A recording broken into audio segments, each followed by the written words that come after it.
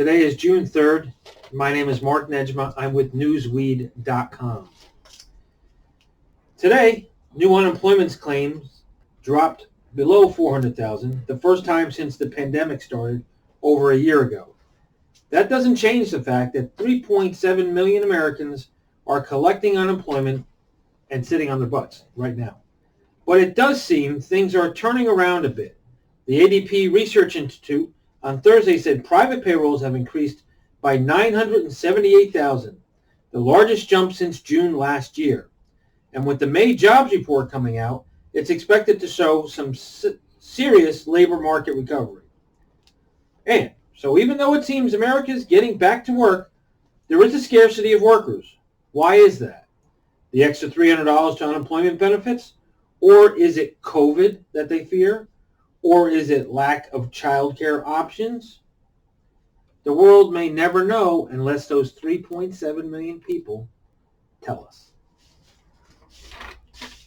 A military court in Myanmar ruled Myanmar have sentenced two journalists both to 2-year prison terms. Aung Kyaw of the Democratic Voice of Burma and Zhao Zhao of Myanmar News were convicted over the reporting of the anti-coup protests since military generals seized power in February. In total, 87 journalists have been arrested since the coup began, 51 of which are still being detained. The move to go after journalists is to cut out any other narrative about what is actually happening there. A large number of foreign journalists have been detained as well, including 2 U.S. citizens. It's absolutely crazy that an isolationist military regime can get away with this day and age. I'm just wondering if Twitter allowed their tweets. That's my big question. Anyway, Amnesty International conducted a campaign into the New York Police Department facial recognition technology, and here's what they found. In Manhattan, Brooklyn, and the Bronx, there are 15,280 surveillance cameras that use facial recognition software. This works by scraping a mass amount of images from the internet that feeds an algorithm that attempts to match photos to identities. Hence, the reason why Facebook was created, most likely. Problem is, it's not perfect. It has trouble correctly identifying women and people of color, and they racially profile particularly neighborhoods. One such neighborhood in the Bronx had an astonishing 577 cameras at its intersections. The American Civil Liberties Union calls its invasion of privacy a threat to our core constitutional rights and gives governments and companies the power to spy on us wherever you go. And basically saying, men, you're screwed because they recognize you.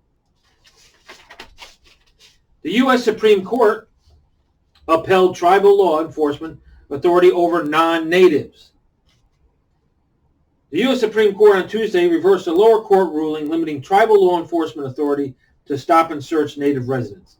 The High Court's unanimous decision in the United States versus Cooley, which originated on the Crow Reservation in southeast Montana, was heralded as a win for tribal sovereignty and law enforcement authority. If it's good enough on the sovereign tribal space, it's good enough in New York City. In the opinion issued by Justice Stephen Breyer, the court found that restricting tribal law enforcement officers from stopping, searching, and temporarily detaining non-native people could compromise officers' ability to protect the health or welfare of the tribe. That language, it seems to me, if the Supreme Court ruled in favor of this tribe being able to stop and frisk, then New York City and everywhere else in this country should allow stop and frisk. And you might be safer because of it. In Tacoma, Washington, that crazy place out there in the West, they're considering having emergency calls handled by civilians instead of police. Pretty scary. Can you imagine having a heart attack and a civilian, let's say, like my kids, got a call and they see a number they don't recognize and just don't answer? I think that could be a problem. Seattle is having its hottest start in 42 years. Temps were 85 to 86 degrees Tuesday and Wednesday. However, they've dropped 15 degrees today, so it was not much of a start. That's our news from Newsweed.com today. My name is Mark Netchma. Thank you very much. Remember, it's never as it seems. Thank you.